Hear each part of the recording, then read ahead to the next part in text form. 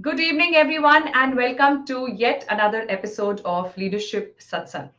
I'm your coach, Yukti Kapoor Mehendirata, and it's an absolute delight for me to add my 2 cents to your growth towards your career. Thank you so much for joining in. It is becoming very, very exciting for me to make time every Tuesday and look forward to meeting you all and adding my response and answers to the questions that you're asking. So first of all, thanks so much for reaching out and sharing your questions. We received them through email. Yukti@sbyacademy.com is the email address. If you haven't yet put out your question, I think you should just go ahead and do that. So we're going to talk about something that many of us are kind of coping up with right now because this is a new financial year. We have just finished the appraisal cycle of the year. Many organizations have already given it away. And let's face it, not all of us are very happy to see what we have received.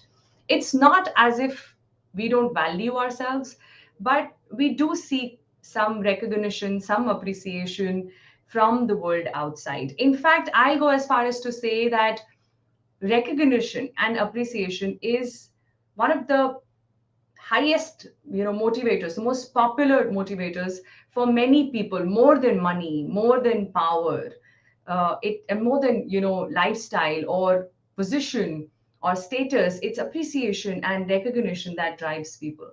So let me hear from you all and recognize your presence here first, and then we'll go ahead and deeper into our understanding of what the environment is, how you're feeling about your last appraisal that just happened, and some ways in which we can be better prepared for this kind of a discussion in a quarter from now, in 6 months from now, or a year from now, whenever we have the next one lined up. So let's have a big hi from you in the chat box and tell me where are you joining me from, which part of the world. Please make sure if you're joining me live, drop me a hi. It just means a lot. It tells me that you're there with me during this session live, and I would really want to acknowledge that. So let's have a hi with the location. Hi Bharat, hi Rahul. Where are you joining me from? Share your location, please. Which part of the world are you in right now? And while you do that, I want to once again remind you of why we call this as Leadership Satsang. It's a term given to me by my audience, people who've been attending my sessions for a long time, and they feel that whatever we discuss about leadership in these forums really feels like a satsang. It feels like ways in which one can go deeper and become a better version of who we are. And that's what we try to achieve in satsang, right? Satsang is being in a good company. And I think what makes this a good company is your presence. And every time you show up, I think that's what makes it into a satsang. So thank you so much for joining in, guys. Hi, everybody. Anurag, hi from Lucknow. Absolutely. I'm so used to some of you now. Bharat, Anurag, Rahul from Mumbai. Fantastic. Good to see you. Amit, welcome. Welcome, Amit from Mumbai. Sachin Chaudhary from Delhi. Wonderful. I'm going to be in Delhi soon by end of this month, hopefully. So we'll have a few leadership satsangs there from Delhi. Joining from Bangalore, Raghuram. Wonderful. Maipal, as the going says, there's no best, but cannot be that which cannot be better. Sorry. Yeah, absolutely. Absolutely. Agree with you. And I think that's the reason why you make time to be here. It's about just getting a little better, one baby step at a time. And that's all we can ask for. Prem Raj, good to see you. So good to see you. Shagufta, welcome, welcome. Wonderful, wonderful that you're here. Altaf, very good evening to you. Very good evening, everyone. And welcome once again to Leadership Satsang, a platform that offers solutions to the leadership challenges that you're facing. Before I share the solution to this particular challenge, let me first elaborate upon what the challenge is. What am I talking about? It's actually a question that was very recently put out to me by somebody who's in Lucknow, when she said that the entire year I worked really hard. She said, I remember that there were some showdowns that I had with my husband and my in-laws last year because I was so busy with work, and they were complaining that I'm not paying enough attention, but I did not give in and I was focused on work. But the last appraisal cycle did not validate that for me. And, I did not get the appraisals I was expecting.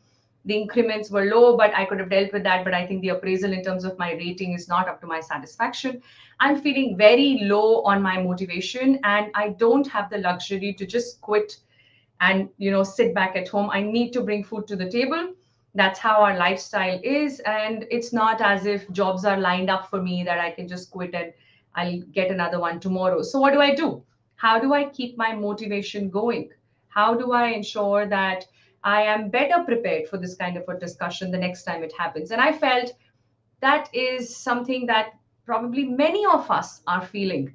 So I want to hear from you all right now. If you are in a corporate environment, how was the last appraisal cycle? If it is done for you already, how did you feel about it? Was it good, or up to your satisfaction, or below satisfaction, or above satisfaction? Let's put it that way, right? So as per satisfaction, below or above, how was the last appraisal for you? And if even if that wasn't in the month of March, maybe that happened for you in December or January, whenever was the last appraisal you went through, how did you feel about it? How was that for you, as per in terms of your expectations from it?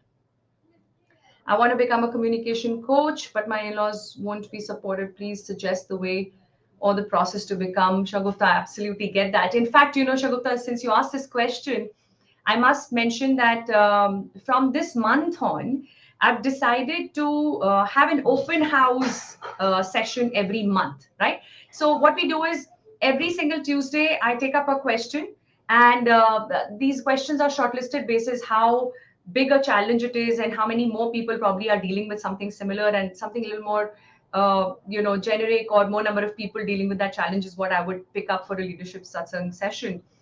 And every single week, one such question is picked, and then I try my best to give a response to that. I was thinking that the last week of every month, like the last satsang, could be an open house where whoever is joining me live can ask me any question in the space of leadership, and I will pick that up and answer.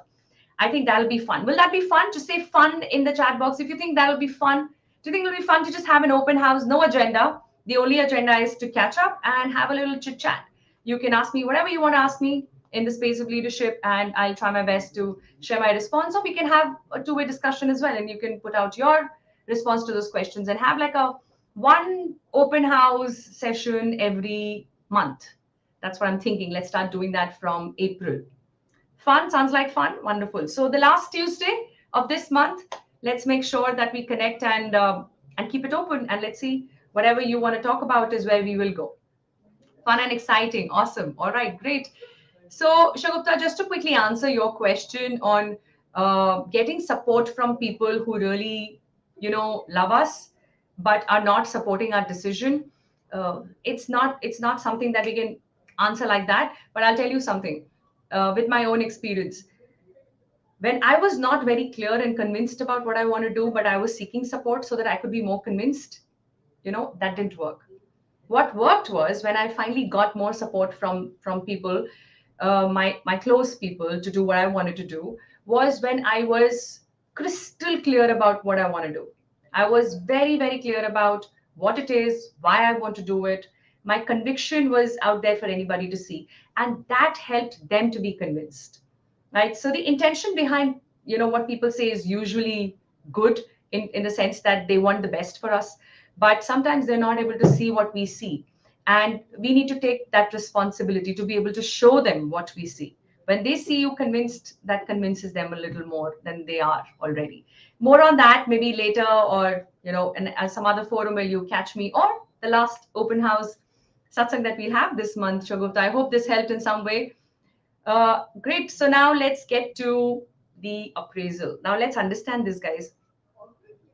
When we start a business, like any business, usually it is a small outfit and then it grows into an enterprise, right? So Infosys once upon a time was a very small company. HUL was a very small company. HP was a very small company. And then that kind of grew in size. Now, when there is a goal or a vision that a few people have when they come together, they realize that to make this vision happen, to transform this into reality, we need a team, like a group of people. And then those group of people are hired, right? Now, for those group of people to lead the way and achieve those goals that the top management has imagined, dreamt of, has visioned, they need to hire another set of people who then are aligned to these leaders, right? And that's how we make that corporate pyramid. So there is one at the top, and then he'll have like, or she'll have 10 other, and those 10 will further segregate their respective responsibilities into a smaller group of people. And that's how the pyramid keeps getting wider and wider. Now, when we join this enterprise, we could join at any level, right? It could be your first job, so you write at the entry level. It could be maybe your third or a fourth job. You already have 10 years, 15 years of experience. You come somewhere in the mid management. You could even come into an enterprise straight somewhere around the top, somewhere at the second level, or whatever that is for that particular organization in terms of hierarchy.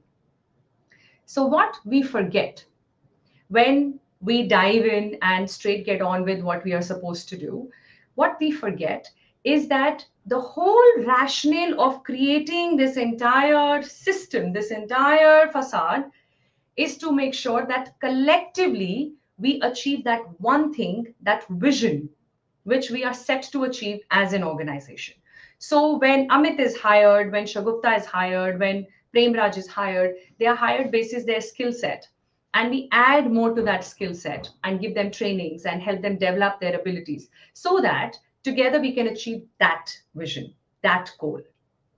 Now, appraisal is a process where we need to go back to the goals and see who all are helping us at what level and at what extent, to be able to achieve that vision. Now, if we are feeling dissatisfied with the way the last appraisal went for us, we need to look at how to do things differently. What is it that I can do differently? If I believe that I worked very hard and I've not paid attention at home, instead I gave all the time to my job, I'm not wrong when I say that. I'm probably not lying when I say that. It's true. But what's also true is that I am probably running on a parallel track. Probably it is not aligned to that overall vision. And let me tell you, we fall a victim of it more often than we realize.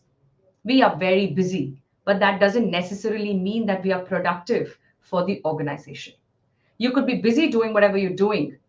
The question is it aligned to what your line manager is expecting you to do?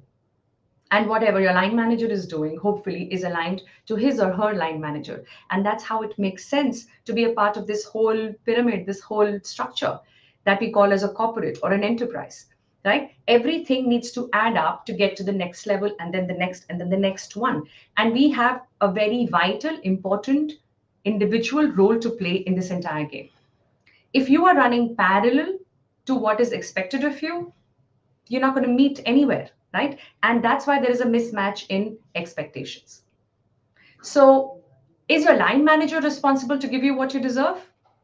What do you think? Is the answer a yes or a no? Do you think your line manager is responsible to give you what you deserve?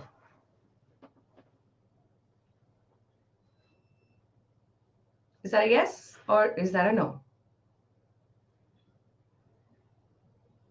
What do you think? Who's responsible? I think I deserve this now. Who should give me what I deserve? Isn't it my line manager's job to make sure that I get what I deserve? Is that a yes or is that a no? Let's have it in the chat box, guys. Tell me, what do you feel? Is that his or her responsibility as my supervisor, as my line manager? Good to have you here. Weber, would love to know your views. Shagufta, what do you think? Yes? Bharat, you think no? Amit? Premraj, what's your view? Anurag, what do you think? Altaf? Sachin, what's your view? What do you think, guys? Who's responsible to give you what you deserve to get? Well, not your line manager. If it's not your line manager, then who is it? It's you.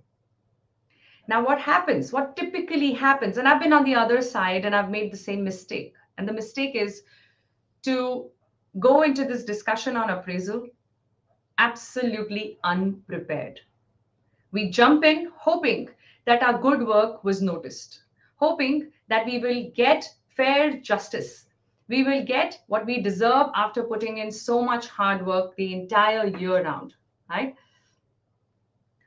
So what is that? First of all, line manager. Well, somebody you are aligned to is what I mean as a line manager. Somebody who you're reporting to, who's your boss or your supervisor that you're working closely with. That's what I mean for this discussion. right? So how to better prepare yourself for these kind of discussions where you believe that you worked very hard, but by the end of it, you don't get what you deserve. Knowing that you are responsible to ensure you get what you deserve, it also takes some bit of planning. So I'm going to ask you three questions, and I want you to give me a yes or a no to that. Right? Now, yes or a no is basis what you do and not what you know. I always say that. Never answer any questions basis what you know, because we know this much, but we actually land up doing only this much of that, right? So what we do is what's important, the applied knowledge, not just the knowledge that we've gathered from everywhere but haven't yet applied in life. So question number one, and I want you to answer as a yes or a no next to the question. So, for example, if I say question number one is this, is that a yes or a no for you? You will say Q1 yes or a Q1 no in the chat box. All right. So, let's hear the first question. Tell me, do you align your responsibilities and priorities with that of your line manager or boss at the beginning of every year, whether that is a beginning of a financial year for you or a calendar year for you, whatever is your cyclic year starting? Do you always align your goals or your priorities for the next 1 year with that of your line manager or your boss? That's the first question. So say one yes or one no. Do you do that? Do you do that as a practice? Let's see that in the chat box. How many of you really do this, like diligently? Every year, the start of the year, I sit with my boss and I say, you know what? These are the things that I'm looking at this year. Do you think they are important? Are they aligned with your priorities? Is that a yes or a no? Well, if that's a no, it has to become a yes. If that's a yes, then fantastic. I want you to then answer the second question. And the second question is, do you plan periodic review with your line manager without it being something that the organization plans? So, so HR department in various organizations will have these appraisal cycles. In some organizations, it could be a quarterly exercise. For some, it's a 6 monthly exercise. For some, it's an annual exercise. Irrespective of what HR has planned as a process, do you take the responsibility to plan your own review periodically with your line manager? And that's communicated clearly and accepted by him or her, which means that you reach out to Vinod. Vinod is my line manager. And I say, Vinod, I want us to have one quarterly review on my performance. What time works for you best? What is that month and day that we can fix for this discussion outside of what HR has to do? Right? So every quarter or every month, depending upon how you see your work and the nature of your work, you have taken it upon yourself to reach out to your line manager for your performance review before it comes to the end of the year, and then you're kind of just stuck with whatever is given to you. Okay, so some of you do that. Looks like everybody who's joined me live does that, and that's fantastic. So the answer is yes. Many congratulations. And if it is no, you've got to start doing it immediately. You need to have that conversation with your line manager and say, you know what, I think we need to create certain milestones, and we're going to, sit together and see, look back at the last quarter and see what is it that I could have done better or differently. And then comes the third question. And the third question is, do you have a practice of documenting your success stories? Do you have a process of documenting what went well? It could be an email that congratulates you for an initiative you've taken. It could be just some results using numbers that have been put out, which shows that you've done this piece well, or you went beyond expectations on some initiative or some task. Do you put that together in a folder and call that folder as a success story or success folder or whatever you want to call it? But you brought in this practice of putting all your success stories together the entire year round so that you can be handy with this information when you step into your appraisal discussion. Is that a yes or a no? Partial. Okay. Others, tell me, is that a yes or a no? Have you collated all this information? Now I'll tell you why this is important. There are many, many biases that we have which clutter our mind and take away the ability to make good decisions. One of them is called as recency bias. It stems from human psychology. Now, recency bias is what? It says that we as humans tend to look at things basis what has happened recently. If we've had a great relationship in the past 1 month or 2 months, I believe that it's been a great year we've spent together. Whatever has happened recently, so just before the appraisal, if something has gone wrong and something just fell between the gaps, is what stays with me. And then I have, from there I'm perceiving everything else. So your entire year's performance is not handy with me. What I come in with as a line manager more often than not is being a victim of recency bias. How has our relationship been in the last 1 quarter at best? Mostly it is actually last 1 month. How things have been between us is going to have a huge, huge influence on how this discussion will go for you. Is it fair? Maybe not. Is it true? To a large extent. We're all humans and we will always fall prey to biases that we are unaware of. This is a bias that most of us are unaware of. As much as you, as an employee who's being appraised, is also dealing with a bias, and that bias is self serving bias. A self serving bias makes us believe that we deserve more than what we've actually done. If you start putting the facts together to support why you deserve a 4 on 5, why you deserve a 5 on 5, you will realize that when I have to really put things together, it doesn't look like there is much that I've done. As much as the intention was always there to add value, as much as I was very busy, as much as I missed out on some important personal events for the sake of work. But when I'm putting this together on a piece of paper, I don't seem to find much evidence that can support that I deserve a 5 on 5. So we have a feeling and we operate from those feelings, that feeling of deserving something, without really looking at facts very closely to say, okay, I think that I've worked very hard and I've achieved a lot. Let's look at what those achievements are. Can I put that on paper? What is it that I have achieved? What are the 10 things that I have done to contribute towards the goal that we wish to achieve as a team? Can you put those 10 things together? Can you think of that? If you are not coming prepared with that clarity, how do you expect your line manager or your boss to come prepared and remember everything that you did right and congratulate you and give you what you think you deserve? That preparation has to come from your end so that you don't fall victim of that self-serving bias where you just land up feeling that I deserve this and I deserve that without any facts in place. And that is what will help your line manager or your boss to overcome the recency bias, where he or she is not stuck with just the last month. Maybe we were catching on to each other's throat for whatever reason. But there is no denying that when you put those facts on the table, I see and acknowledge those facts. There's no denying that because I do understand that it happened. It's just that I don't remember. If you don't remember what you said, what you ate, what you wore last week, how can you possibly remember everything that you achieved? Because achievements don't have to be these thunderous achievements, right? They don't have to be absolutely monumental, like big stuff that you achieve. It could be small things. It could be small initiatives. Can we start putting that together as a practice and not rely on our very limited memory, very, very limited conscious brain? It's just 5% of our brain capacity. Do we know that?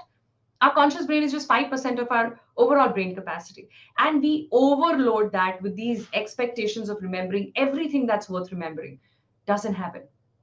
And that's when these practices are important, to be able to put down everything as and when it happens the entire year, to stop and create those milestones where we will look back and see where are we headed and how far have we come and what next.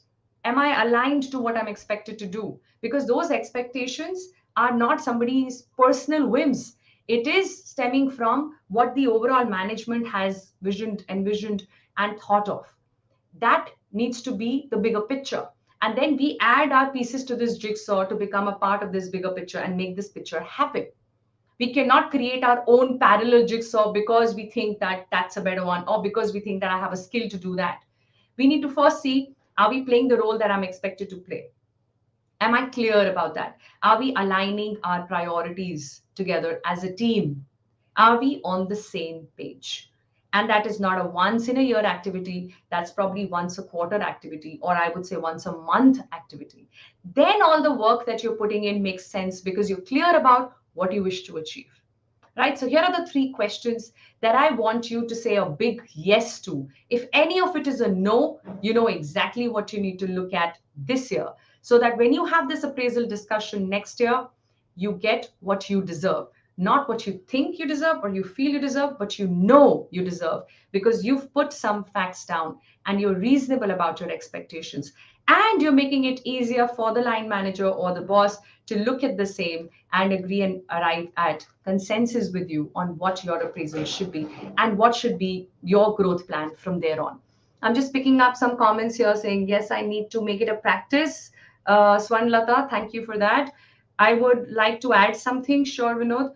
Try to convert your achievements in terms of quantitative figures rather than qualitative. Yes, yes, very well said. I had to increase the sales by 20% or reduce company expenses by 5%. Yes, Vinod, that's a very, very good point. And thank you for adding. So it just makes it easier for people to appreciate what you're doing if you're able to give a number to that. Sometimes it might not be possible. And that's all right. That's absolutely all right. As long as you've made that list and you keep adding on to that list every year, please do not depend upon your ability to remember and recall in that half an hour discussion which happens at the end of 1 year. Even the most important events of our life are sometimes slipped out of our mind. These are not even that monumental, as I said. They could just be small steps in the right direction. But because they were in the right direction, they deserve to be added to that list, that folder called success stories.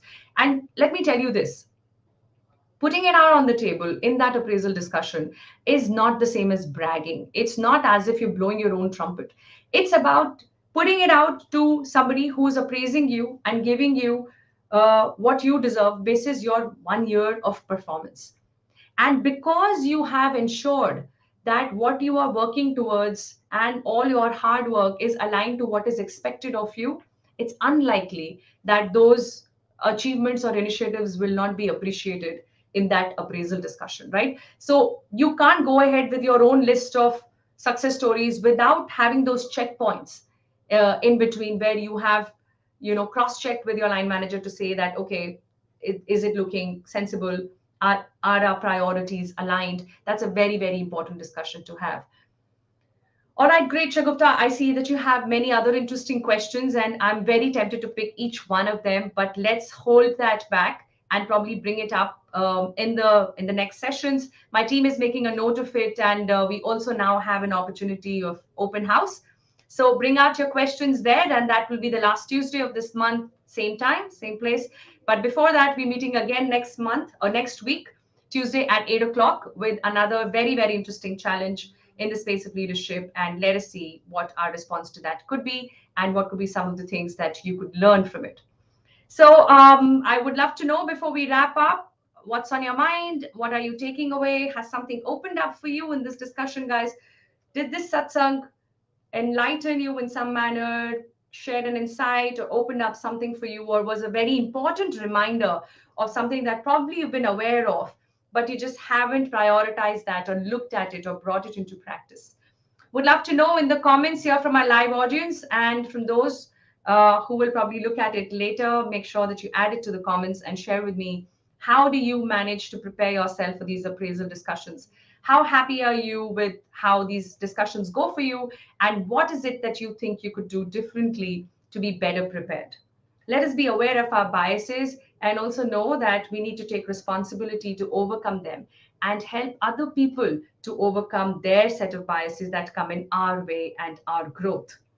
Great. The importance of to is getting these success mail as folders. Shagufta, absolutely. Create those folders and start putting those success mails and every evidence of any step in the right direction. And that's what comes handy to have a more meaningful and balanced and fair discussion at the end of the year. So with that, I will conclude today's satsang. Thank you so much for joining me live. Means a lot. Swarna, Vaibhav, Vinod, Shagufta, Bharat, and everybody else who's joined me live. Thank you so much. I will see you very, very soon with another interesting leadership challenge. God bless you all.